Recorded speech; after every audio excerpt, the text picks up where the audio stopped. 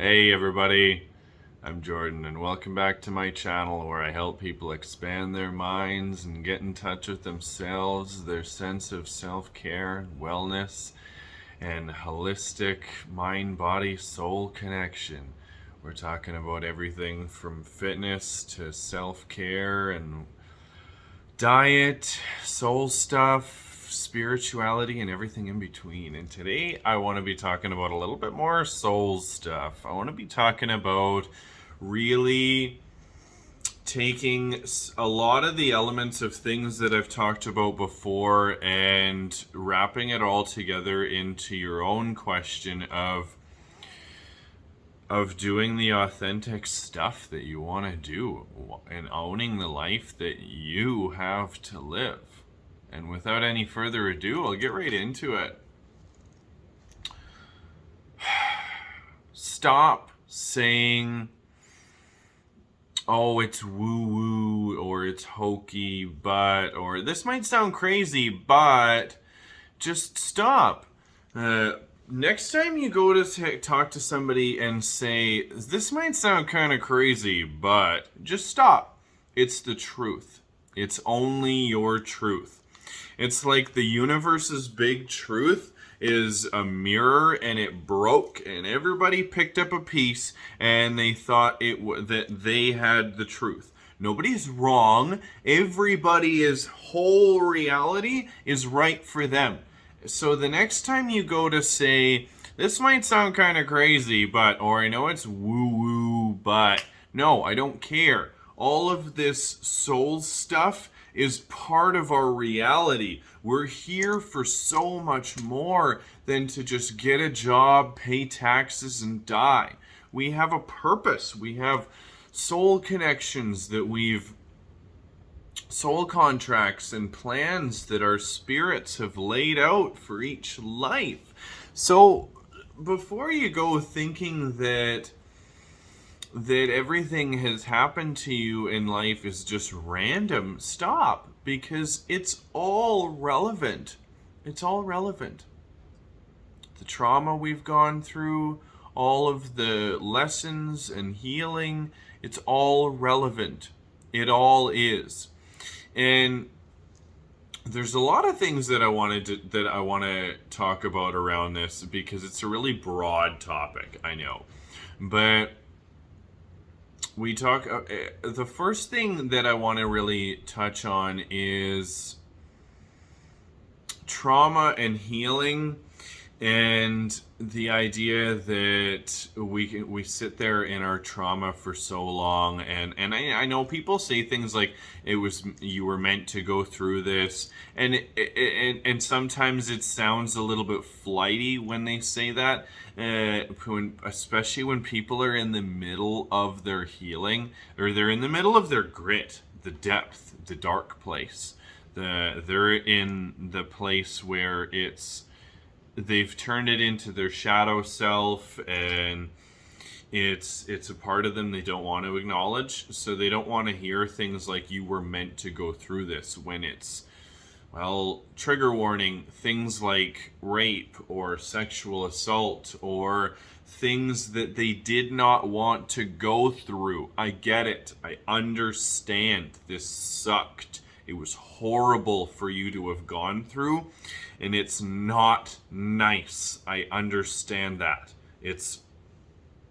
Oh, my heart goes out to you. It really does. But I need you to understand, I'm not sitting here saying, oh, you were meant to have this happen to you. Oh, well, Jordan says that I was meant to get it. So no, it's not like that. We all have a purpose and a path to play in this life. We do. And I know that you might be in the part of your life where this sucks and you're going through it and it's really thick and it's deep. But what if you were one of those people that's supposed to help other people go through what you went through? What about that? Consider this. The activist who speaks out about mental health and depression cannot do that until they have been somebody that has gone through depression.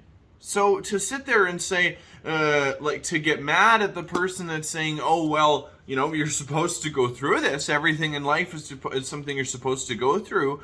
You're in the thick of it right now, and I understand. But the reality is, yes, this is something that you're supposed to go through, because what you go through, you grow through. And you're supposed to go through this so that you can learn and you can be who you're supposed to be for it. We all have that magical, wonderful person at the end of the rainbow that we are going to be at the end of our shit. I get it. It sucks right now, or it may have sucked when you went through it.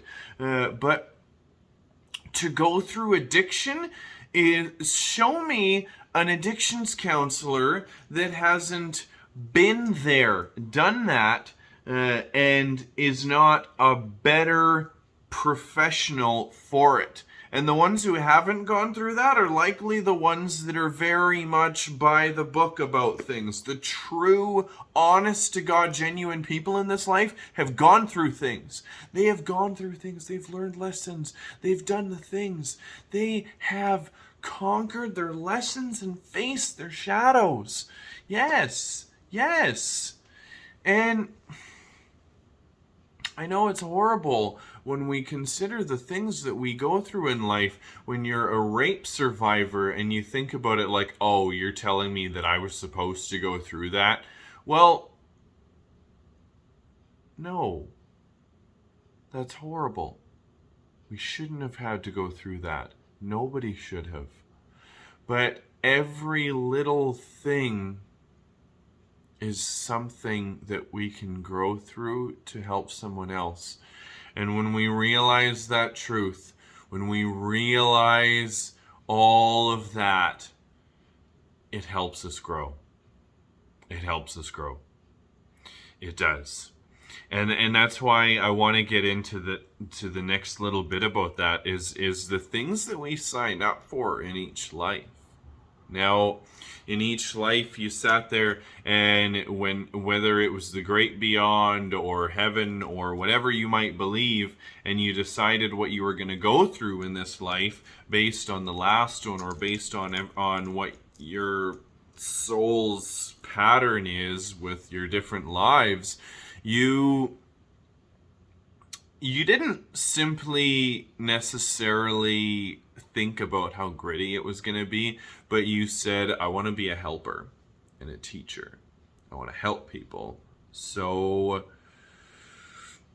unfortunately, it takes a lot of maybe sometimes a lot of trauma or a lot of different experiences to become the person that your soul signed up to be in this life.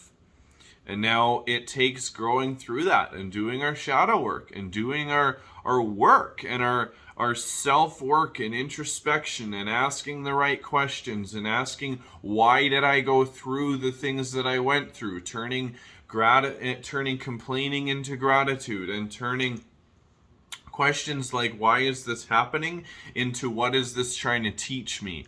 And that takes us to places where we can really start to think about all the things that we have gone through in life, and turning them not into just constantly berating and picking on ourselves and victim blaming ourselves and putting ourselves through this cycle of victim blaming and self-shame and negative self-talk and shoulding ourselves, and I shouldn't have done that, and why did I go through that, and why me, and poor me, and why did I have to go through that, into really doing the work and sitting down and unpacking it all and realizing and thinking that we have a purpose and there's a plan for everything. And whether you think God's plan plays into your life, or whatever gods you follow, or whether you're spiritual at all, or maybe you're not very spiritual, where the point is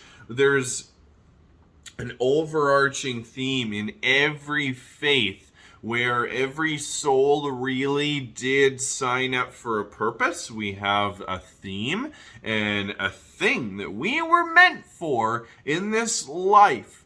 And I really don't care what you were personally raised with. It's just a central theme that life is cruel and it's dark and it's weird and it makes no sense sometimes, but it's also wonderful and amazing and great and grand and magical. And the sooner we flow through what we go through in life, the sooner we will be on the path to being who we were meant to be. Because I've gone through a lot lately, a lot actually, in the last 6 months, where I had people question me, what are you doing?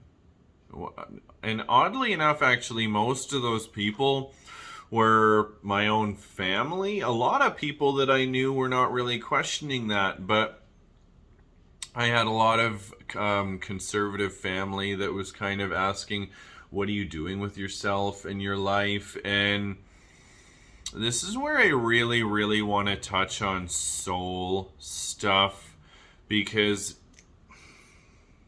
I think a lot of parents have kids because it's actually out of biological primal need to procreate, and they don't really, really, really get it.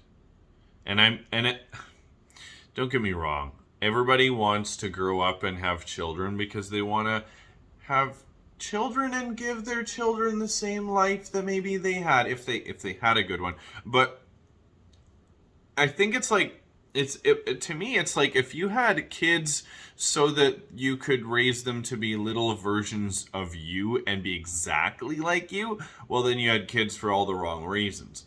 And it's just something that a lot of people that are not so spiritual, I think, tend to, it just slips out of their fingers, is the idea that in the grand concept of reincarnation, when we pick the families that we're going to go into in this life, and the lives and the bodies, and these are the friends that we're going to have, and this is the mom and the dad that I'm going to have, and the brother and the sister, and and we kind of sort of loosely plan out what our life is going to look like.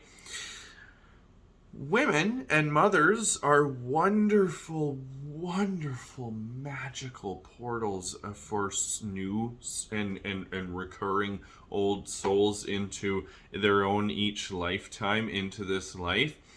And so mothers play a beautiful, parents really play a beautiful role in each life happening. But it's up to the life. Now, parents, it's our jobs to make sure our kids are raised to be good people, to be wonderful people, to be good. Teach them skills, sports, intelligence, encourage them to pursue their best selves. But it's not actually our jobs to tell them who to be. And this is where a lot of people deal with shadow work around their true self when it comes to conservative parents that have a hard time with kids trying to come out as alternative, trying to get into different lifestyles, whether or even coming out as gay or LGBTQ, any of those things that fall under any type of non-binary flags, or any of those things when it comes to even fighting old school values or things versus what you want to do. There's a big element there. A person needs to do what a person is meant to do in this life. And it's not up to anybody, certainly not their parents or any of their family or any of the friends or mentors or different people they come across in this life, to tell them not to do those things. It's not up to them to do that. Any mentor or guardian's job is just simply to raise a good person. And that's the misconception that a lot of parents, especially conservative ones, have around raising children. Is, are they supposed to tell them who to be and exactly how to be? Or are they simply just supposed to raise a good human? I mean, I faced this a lot even when I was in my earlier 20s and I was going to college. I had some conservative parents and I was just really trying out different styles and doing different things because personally, I didn't really have that a lot. When I was in high school, I was still living with my parents, and I didn't realize at the time that it was turning in, that it was just simply creating a shrouded youth for me, where I had these types of parents that said, oh, look at that kid over there. Oh, I wonder what his parents must think. And doesn't he have parents that don't let him do stuff like that? Gosh, I can't even imagine. And so we don't even realize, but when we say these kinds of things as parents, we tell our children that we would not approve of them doing that. We don't, parents don't, conservative parents don't really get that. But when we tell our children things like that, we tell them that we would not approve of them ever doing that, whether it's looking at a child who's gay or anything like that. That's why it's so unhealthy to be bigoted and be very, very vocal about it, or it's so unhealthy to have come from that kind of a household, because when you place things like conservative values and really harsh gender roles on children, it just creates right from the get-go early child wounds and things that they need to process and get through just to potentially become their true self. And now, so then that has nothing to do with even with the traumas and the things they'll go through in life. But that's just talking about child stuff. And for me, that even played through into my youth and adulthood later on. It wasn't even until earlier 20s that I started to really grow and just let myself go through that process. You know, and I heard it all. I had people say things to me like, why are you wearing nail polish? And why are you... And at first it was explaining to them that I had a girl, I had a daughter, so screw you. I'm letting her do it, and I'm not showing her what masculinity isn't. I'm just being a guy. And then after a while, I started to just sort of do it myself, and I was experimenting with goth culture, and I was experimenting with my spirituality and androgyny and embracing the feminine. And at the end of the day, none of these things should matter to anybody else. The things that you're experiencing, experimenting with for who you are, they're about you. They're about your own personal journey, whether they're styles or feeling through things that you were supposed to, experiences that you were supposed to go through. None of it has anything to do with anybody else and everything to do with you. It's about your experience. It's about you. It's about you feeling through who you are meant to be in this life.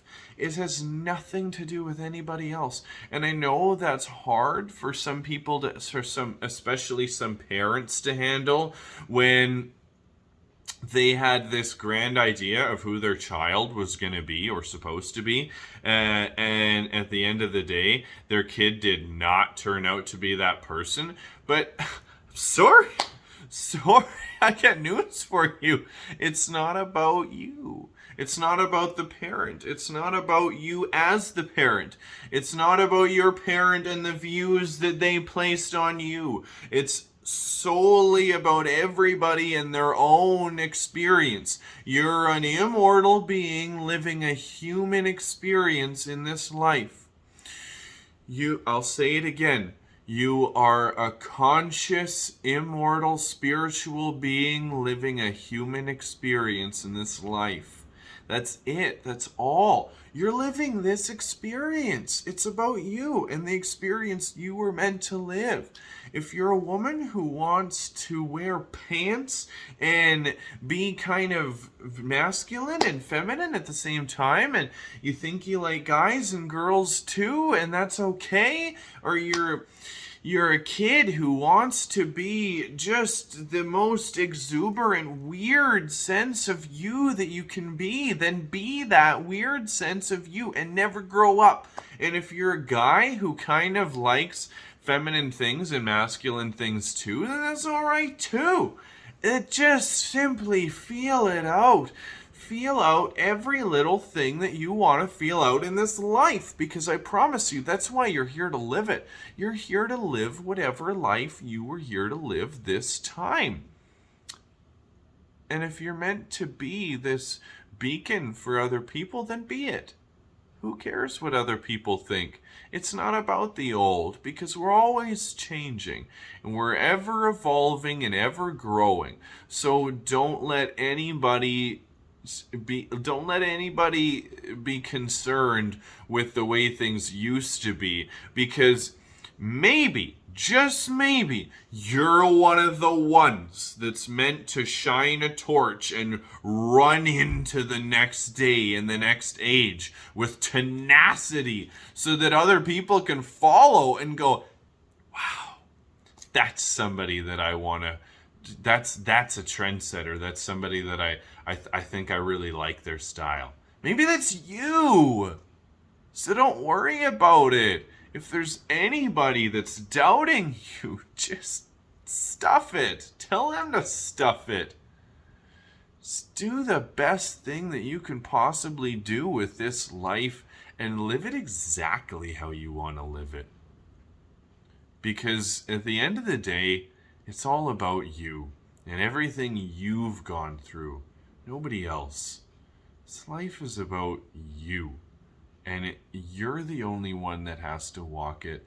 And in 20 years, when you look back, you're the one that has to look back and be happy with it.